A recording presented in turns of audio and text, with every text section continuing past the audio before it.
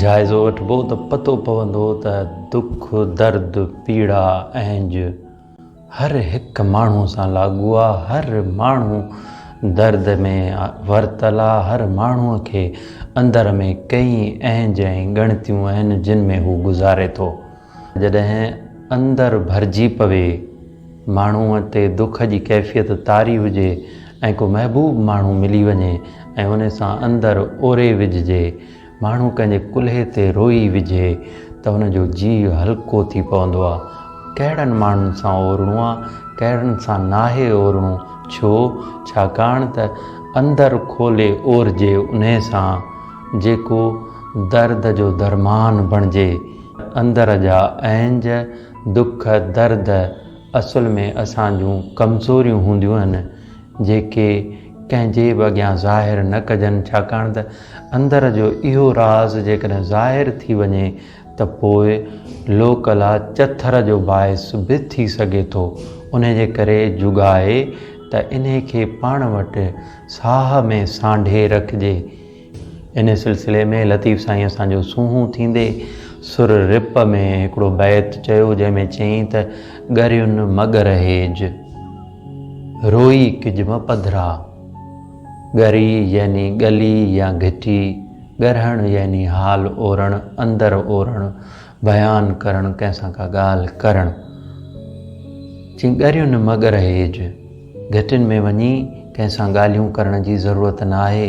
रोई किजम पधरा, मतां रोई ॾी दुख जी कैफ़ियत तारी थी वञनि ऐं मतां रोई विधो अथई, ख़बरदार ईअं न कजां। तव्हां सूराणी सहेज जा लाहींदड़ को लहीं, तेसी ताईं ऐं सूरनि वारी इहो सूर, इहो ऐंज या पीड़ा या तकलीफ़ सह, जेसी ताईं इन दर्द खे दफ़ा कंदड़ को महबूब माण्हू, को सॼण न मिली वञनि, तेसी ताईं कंहिंसां बिड़क ॿाहिरि न कढिजां। छो न कढिजां? छाकाणि त माण्हूअ खे दुख थींदो आहे पंहिंजे हीणायुनि ते, पंहिंजनि कमज़ोरियुनि ते, ऐं पंहिंजूं हीणायूं पंहिंजूं कमज़ोरियूं कंहिंजे अॻियां खोले कोन रखिबियूं आहिनि। छो त असीं महीणे खोर समाज में रहंदा आहियूं जिते तानेबाज़ी, टोकबाज़ी, चथरबाज़ी तमामु घणी थींदी आहे। उन जे करे तोखे जुगाए त तूं पंहिंजा ऐंज, पंहिंजूं पीड़ाऊं पंहिंजे अंदर में संभाले रख, तेसी ताईं जेसी ताईं को लाहींदड़ मिली वञे। ॻाल्हियूं पेट वरनि में वधी वण थियूं, परसें मुंहुं न कियूं, गोशे गॾिया न सुपरी। जेसी ताईं तुंहिंजो महबूब तोखे गोशाए तो न मिली वञे, पंहिंजे मुंहुं न मिली वञे, ख़बरदार तेसी ताईं अंदर जो ऐंज मतां ज़ाहिर कयो अथई।